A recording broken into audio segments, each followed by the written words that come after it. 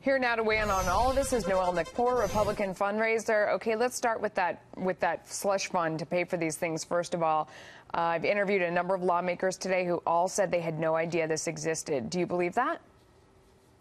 I do believe it, because I think it's called a shush fund for a reason. I think if you weren't, I think the ones that knew about it, Melissa, are probably the ones that engaged in bad activity that knew about the fund or knew it existed, because this is not a normal.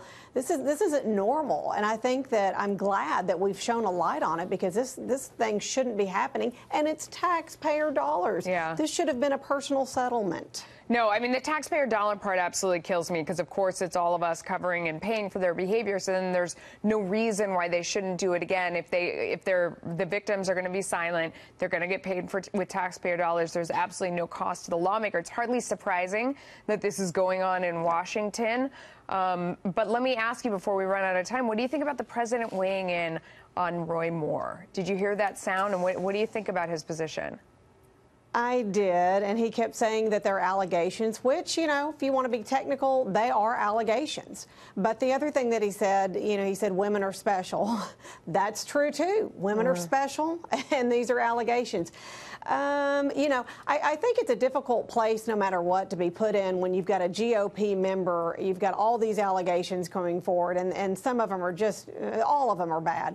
But you've got, he is the nominee, and it doesn't look like they're going to do anything with a write-in. It looks like he probably stands a good chance to get it, and then we're going to have him, and if we do, his whole senatorial deal is going to be overshadowed by this sexual cases versus some good policy. Let me be the devil's advocate for a moment here, and this is not my position at all. Sure. But is it really going to overshadow his entire time when everyone everywhere is being accused? I mean, maybe that's the math that's going on behind the scenes, and that's certainly what people are going to accuse the president of, saying you wanted the vote.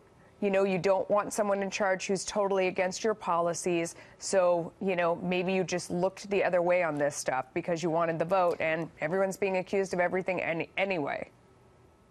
No, I think that there's going to be pressure from the right and the left to, in order to do something about Roy Moore, especially this case, because this has been front and center in the news. And these victims, the alleged victims, they're not going away. This isn't going to go away if he wins the Senate. And I'd like to see the victory party, which senators are going to, from the GOP, are actually going to embrace him. Yeah. No, I mean, it's going to be very interesting to watch, and especially going forward as more and more people, I mean, it seems like we read a new headline every minute. Real quick, has it affected fundraising at all, this sort of climate, Noelle? Yeah. Absolutely. I mean, look, if you were to raise money nationally on a national scale for Roy Moore, I think it would come to a complete halt. What big mega donors want their name on that list, especially after the allegations?